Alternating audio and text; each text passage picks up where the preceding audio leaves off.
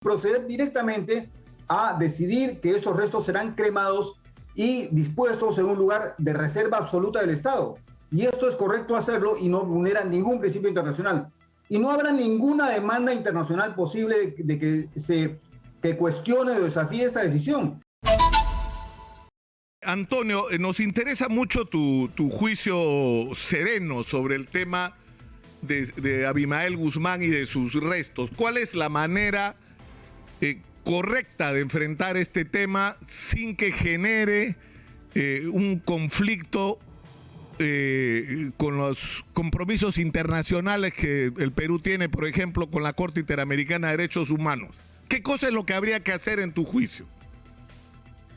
El Estado tiene todos los instrumentos normativos y sus diferentes órganos las competencias suficientes para tomar una decisión ya, que lamentablemente no se ha tomado y que no va a esperar una propuesta legislativa en el Congreso ni la resolución de un amparo presentado por el Procurador General del Estado, sino que ya debería haber resuelto, por ejemplo, por un juez de ejecución penal, el juez que estuvo de competencia el día que murió Guzmán, el 11 de septiembre, y que invocando las normas nacionales, incluyendo por supuesto la Constitución, y las normas internacionales de derechos humanos, así como los principios elaborados por la entonces Comisión de Derechos Humanos, me refiero a los principios, al conjunto de principios para la lucha contra la impunidad, que señalan claramente que los componentes fundamentales de la lucha contra la impunidad son la verdad,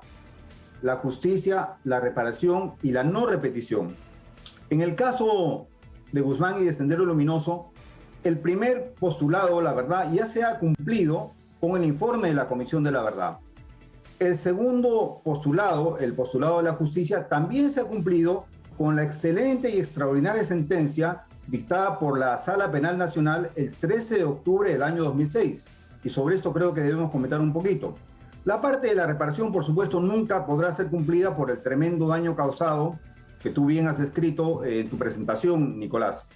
Pero lo que toca es, invocando el principio de la no repetición y de cara al respeto a la memoria histórica de las víctimas, proceder a la disposición de la cremación inmediata de los restos y su destino a discreción dentro de una decisión de política totalmente legítima del Estado peruano.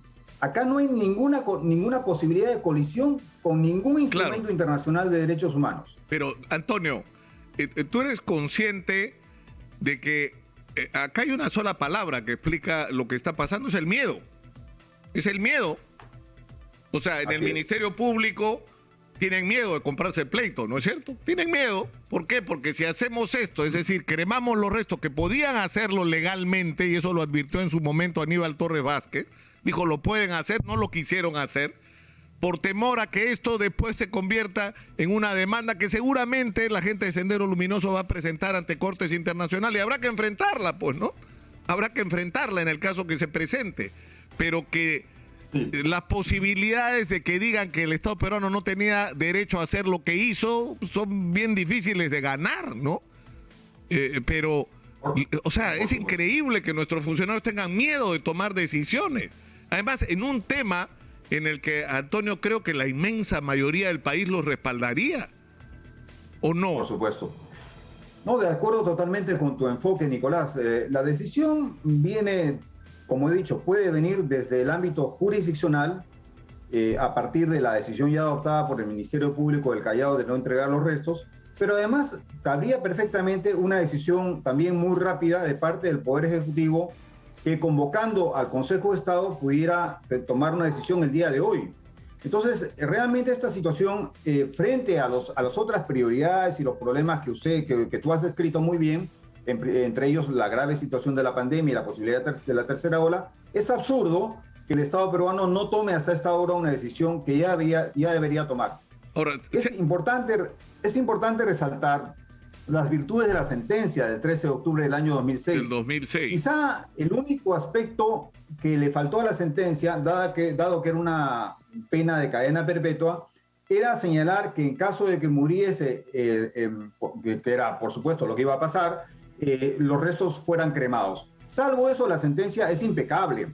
La sentencia es una sentencia totalmente legítima. Y esto es importante destacarlo porque, a diferencia de lo que ha ocurrido con otros criminales, grandes criminales, genocidas, etcétera, como por ejemplo Pol Pot, el Perú sí ha hecho un juicio justo y ha condenado con absoluta legitimidad a una persona que hoy ha muerto y que debe ser inmediatamente cremada. En el caso de Pol Pot, nunca Pol Pot fue sometido a la justicia y fue cremado conforme a las creencias budistas y enterrado en algún lugar de la selva camboyana. Una cosa similar, o peor aún, pasó con Slobodan Milosevic, que como sabemos murió en La Haya. Sin embargo, en Serbia recibió honores de jefe de Estado, un criminal de crímenes de lesa humanidad. Por eso digo, en el Perú creo que somos muy modestos. La sentencia es fundamental para, a partir de ella, tomar una decisión ejecutiva, si es el Poder Ejecutivo el que debe tomarla. Y una decisión jurisdiccional, si el juez de ejecución penal tiene, como dices tú, la integridad y el valor de tomar esa decisión concordante con la postura que ya tiene el Ministerio Público del Callao.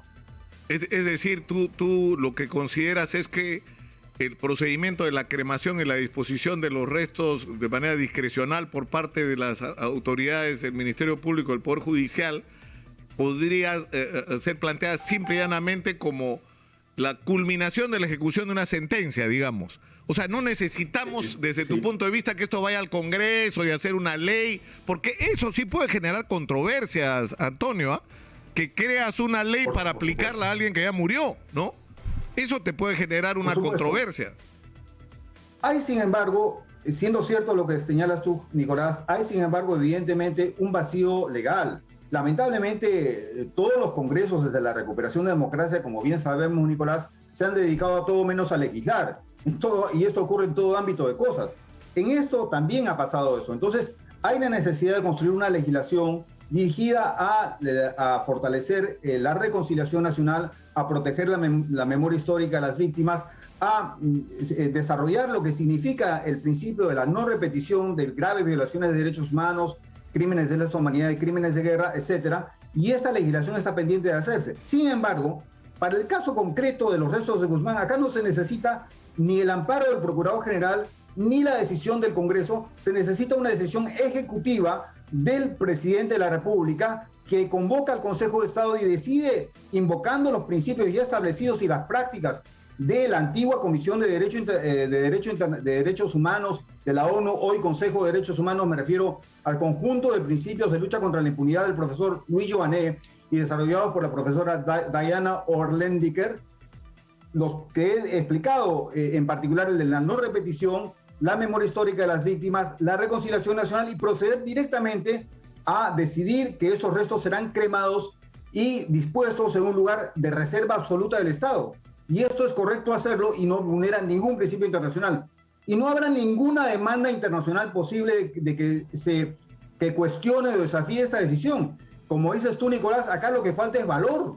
Y realmente, pues, ¿para qué están en el Ejecutivo? Tienen que tomar decisiones, si no, ¿para qué vinieron si no es para gobernar? Tienen todos los elementos normativos. Tienen que hacer. ¿Tú crees que esta es una decisión que puede ordenar el presidente de la República? O sea, ¿no es un juez o el Ministerio Público o un fiscal el que tiene que hacerlo? Hay dos caminos, como comento, Nicolás. Ya en el momento del fallecimiento de Guzmán, el juez de ejecución penal con competencia ese día pudo, invocando los principios que he mencionado, las normas de derecho internacional de los derechos humanos y la legislación nacional aplicable, tomar esa decisión, concurriendo, por supuesto, con la opinión del Ministerio Público, que ya sabemos cuál es su posición, la del Callao. El Ministerio Público del Callao ha resuelto no entregar los restos. Entonces, ese es un camino. Y el otro camino que no se pone, que concurre y que fortalece esa decisión, es que el Estado peruano, por medio del Poder Ejecutivo y del Consejo de Estado, tome una decisión totalmente legítima. Nunca va a ser desafiada en ningún organismo internacional. Esa es una tontería. Esa es una ignorancia absoluta. Para eso está la asesoría brillante del doctor Aníbal Torres Vázquez, ministro de Justicia, quien debe informar y asesorar al Ejecutivo sobre el mejor camino a tomarse. Pero es insólito que en medio de estas cuestiones tan importantes y cruciales para nosotros, estemos todavía con con un tema tan absurdo Claro. que no se ha resuelto. Claro, lo que pasa, yo insisto, estamos claros en esto, que lo que hay es miedo a tomar la decisión. Y lo que quiere el Ministerio Público es tener el compromiso del Congreso de la República, ¿no es cierto?, a través de una ley. O sea, el Congreso de la República da la ley, entonces ya puedo hacer lo que, según tú nos estás diciendo, no necesita una ley. O sea, sí necesitamos una ley porque hay un vacío ahí. Pero, sin embargo, para este caso específico, tú dices, no necesitas la ley para hacerlo. Lo que necesitas es coraje, no una ley.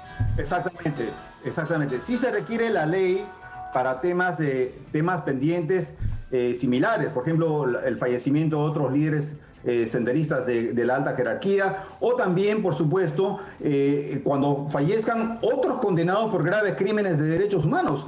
Esto hay que resolverlo de alguna manera, porque no se puede tener un doble estándar. O sea, todo aquel que estuvo involucrado en prácticas de terror de Estado, en políticas de terror de Estado, en graves violaciones de derechos y graves crímenes de lesa humanidad, así como crímenes de guerra, deben merecer el mismo trato, en respeto de la memoria de las víctimas. Por eso es tan importante la sentencia que ha comentado Nicolás, y si me permites, leo la parte pertinente, que dice así: el programa o proyecto de un grupo político, sea que cumpla o no con todos los requisitos de la legislación de la materia, puede ser transformador, radical, revolucionario, puede sustentarse en ideologías comunistas, anarquistas o fascistas, y no será perseguido penalmente por ello, siempre y cuando no mate, lesione, secuestre, etc. Se criminalizan solo los medios violentos, no las ideas políticas. O sea, el Estado peruano tiene todos los elementos legítimos para tomar esa decisión, Nicolás. Ya lo ha hecho, ya lo han hecho estos valientes jueces, que hay que honrar y expresar admiración por el trabajo que hicieron. Y como digo, a diferencia de lo que ha ocurrido internacionalmente, el Perú ha juzgado y condenado ejemplarmente a un criminal de esta talla. Solo espero. A diferencia de lo que pasó en otros países, esto no ha ocurrido. Y ya digo, he citado el ejemplo de Pol Pot, de Slobodan Milosevic, el propio ejemplo de Pinochet. Yo estaba en Chile cuando ocurrió el entierro de Pinochet. ¿Sabes lo que hizo el nieto del general Prats? Estuvo en la fila. Cuando llegó al féretro de Pinochet, le escupió. Y eso generó un revuelo terrible, por supuesto, en la escuela del ejército donde este incidente pasó. Lo que quiero decir es que estos elementos polarizantes de extremistas, ya hemos visto el ataque inaceptable al fiscal Avelino Guillén por parte de estos lúmpenes semifascistas, esto tiene que parar. La sociedad peruana ya tiene que encontrar una manera de lidiar, tanto legislativamente como políticamente, con estos extremismos, de toda naturaleza. Y esa es la oportunidad de hacerlo. Que el juez de ejecución penal tome la decisión que debe tomar concurrentemente con el Ministerio Público, y el Poder Ejecutivo cumpla su papel en este caso, no cruzado de manos, no como Pilatos lavándose las manos. Esto es sencillamente inaceptable. Muy claro, Antonio, y espero que te escuchen. Y estamos en el día que te pueden escuchar, y esto se puede resolver si se hacen las cosas con coraje y diligencia en 24 horas. Ojalá, Antonio. Correcto. Un abrazo. Correcto, Nicolás. Y muchas gracias por hablar Nicolás. como acá nos Un abrazo. gusta, Antonio. Hablemos claro, de eso se trata.